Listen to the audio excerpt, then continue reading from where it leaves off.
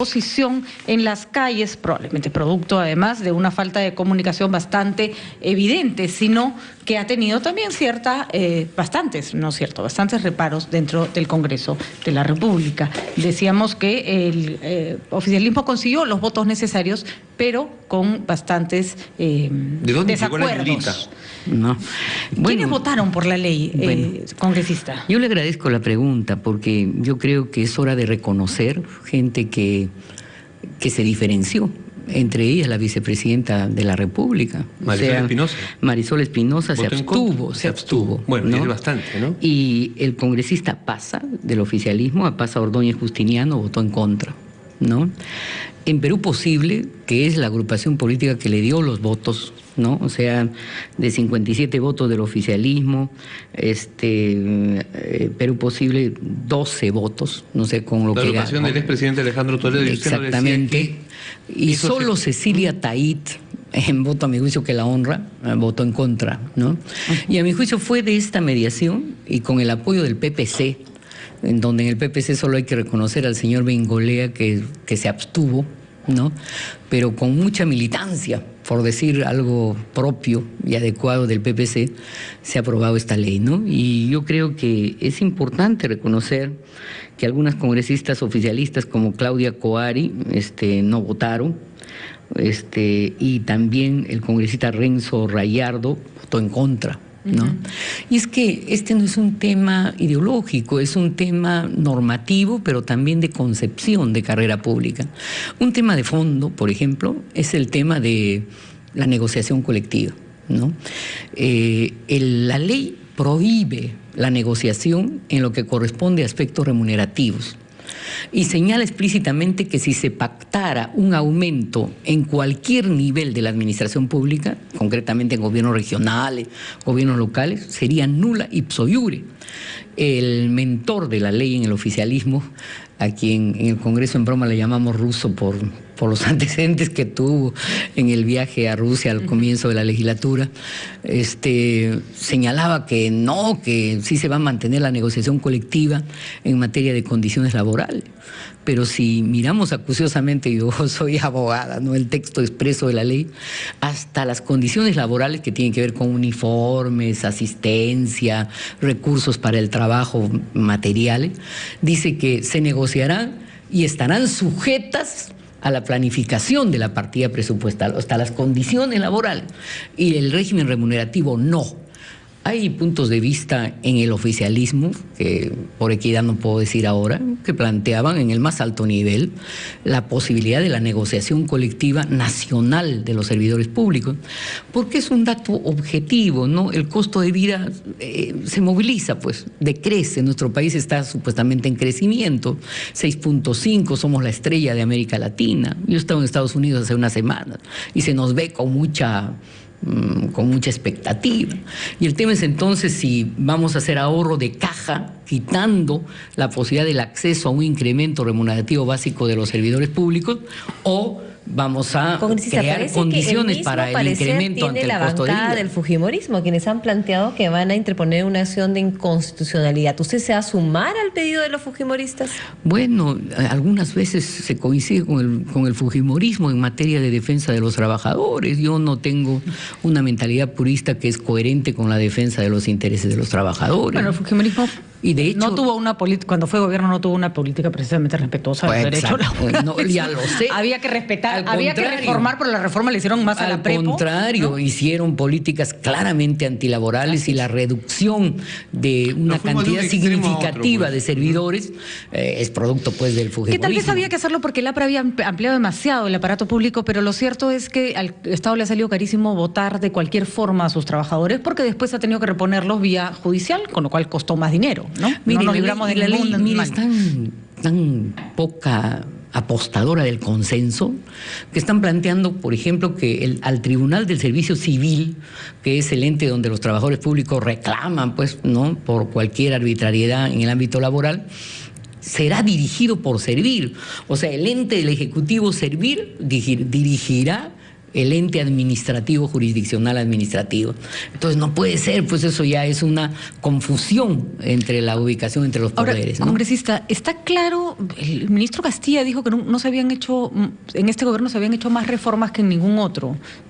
No sé qué entiende por reforma el gabinete al que pertenece el señor Castilla o el gobierno del señor Ollantumala, porque lo cierto es que una ley de esta magnitud es importante, la hemos reexigido y reclamado por años, pero puede quedar en una ley también. Puede quedar en el papel si es que es imposible de implementarla debido a presión social. Puede quedar en el papel si es que no se generan consensos para que sea aplicable en los próximos 6 años, que por supuesto no le vayan a alcanzar al señor Humala, a menos que piense que su señora continúe la presidencia que él está teniendo el día de hoy. ¿Cómo se van a llevar a cabo, por ejemplo, la reforma de salud? ¿Qué vocación de acercamiento hay desde el gobierno a otros grupos políticos, a la sociedad civil, para hacer los cambios que efectivamente todo el mundo quiere que se hagan?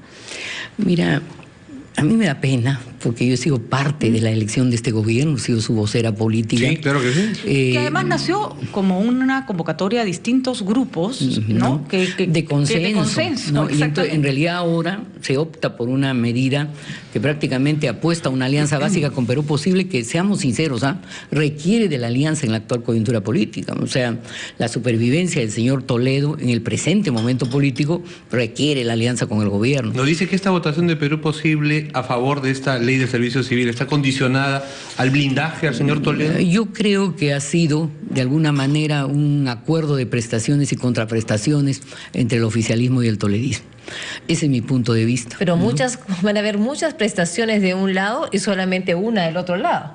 Porque lo que están exigiendo simplemente es el blindaje, con lo cual seguramente no solamente será esta ley, sino también la elección del defensor del pueblo, del Tribunal Constitucional, de los miembros del directorio de la Comisión de Reserva. Eso dependerá del grado de desgaste del señor Toledo, ¿no? La denuncia de hace unos días que ya no hay necesidad de investigar solo lo que tiene que ver con el mercado en Costa Rica, sino también en otro país centroamericano. La decisión del Ministerio Público de convocar como testigo no solo al exmandatario, sino también a su socio, de hecho crea un escenario desfavorable. Ahora, sin embargo, se dice, ¿no?, que el APRA pretende utilizar el tema de los hechos de corrupción atribuibles a Toledo como un acto de neutralización del tema de las narcoconmutaciones. Yo creo que una cosa no implica la otra. Ambas son materias a investigar desde la necesidad de construir una ética pública y de una convicción seria, no pragmática, de tú no me das y yo te doy, de lucha contra la corrupción. Ahora, el tema aquí es cómo se construye una reforma del Estado sobre la base, como tú muy bien lo has señalado, del consenso público, que implica tomar en cuenta el interés de los trabajadores, no desde una perspectiva solo economicista. Miren, Javier Díaz-Canseco, que Dios lo tenga en su gloria, decía en el debate sobre la reforma magisterial, hablando de capacitación y evaluación, que lo racional es primero capacitar, pues, y después evaluar. No primero evaluar y con el riesgo del despido capacitar. Siempre estará vigente la presunción de un despido arbitrario. Y permítame una alusión breve a la ley. Las faltas disciplinarias, entre las faltas disciplinarias, no es tan solo la protesta violenta en los centros de trabajo, sino es hasta la protesta a lo Luther King, ¿no? Es decir, el sentarse, la violencia pacífica que se llama, ¿no? O sea, sentarse, lo que se llama la huelga blanca. La huelga se permite de un lado, pero por otro lado se sanciona como falta grave el hecho de la abstención como un acto de protesta y, por supuesto, el hecho de lo que sería una protesta más explícita de naturaleza política, ¿no? Entonces aquí se quiere una administración pública absolutamente subordinada y se crea, como bien lo ha notado Manuel Dahmer, una burocracia dorada que no se somete a los parámetros de las leyes de austeridad. En cada repartición pública podrá haber hasta 50 trabajadores de confianza. Yo, como bien has anotado, yo vengo de abajo, yo he trabajado en la Municipalidad de Carmen de la Legua para empezar, ¿no?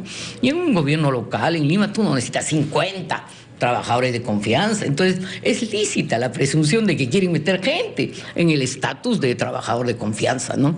Y eso evidentemente te recorta los criterios de equidad, de equilibrio y de imparcialidad en el acceso a la carrera pública. Sí, pero también había que equilibrar de algún modo o tratar de detener lo que ha sido para mal de, por ejemplo, escolares y pacientes en nuestro país, que estos dos sectores precisamente no entran en esta ley del servicio civil, precisamente esa desprotección de la ciudadanía ante medidas que a veces consideraban arbitrarias de parte de los trabajadores, ¿no?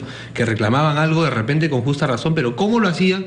Afectando los derechos a quienes se supone estaban dirigidos. Tienes toda la razón, pues. Pero justamente para eso tú necesitas una instancia de mediación, necesitas una instancia, no puedes prohibir el debate, eso además profundiza la conflictividad social, deslegitima el gobierno. Yo pienso que los asesores gubernamentales están incurriendo en graves errores. Lo que pasa es que las grandes reformas no se hacen en virtud de leyes inaplicables, que podría ser, ojalá que no, pero podría ser uno de esos casos, ¿no? No se hacen verticalmente, ya tenemos demasiada historia de que eso no funciona. Y hay cosas ya hasta que dan risa, ¿no? Tú entras por concurso público y después eres sometido a evaluación. Entonces, ¿para qué has dado concurso público? Pues, o sea, van contra criterios que están considerados en la normatividad de la administración pública, ya tradicional, desde la 11.370. Estoy desempeñando adecuadamente mi trabajo también congresista, ¿no? No, yo creo que hay que evaluar. Hay que evaluar. Pero en función de las habilidades y destrezas específicas. Pero eso sí es lo que ha señalado el jefe de Servir, que se va a hacer en base una evaluación a las destrezas específicas. Bueno, ¿no? No examen de conocimiento. Yo me atrevería a decir que el conocimiento de las destrezas específicas de todos los ámbitos de la administración pública es todavía un camino por recorrer en los trabajadores de Servir. Muy bien, congresista. Gracias por estar con nosotros. A los que nos van a evaluar y nos van a despachar a nosotros, si no nos vamos a un corte comercial. Así que, ya regresamos con justamente representantes de los servicios públicos y de los trabajadores del Estado, que vienen a dar también su punto de vista sobre esta complejísima ley que se ha aprobado en nuestro Congreso. Gracias.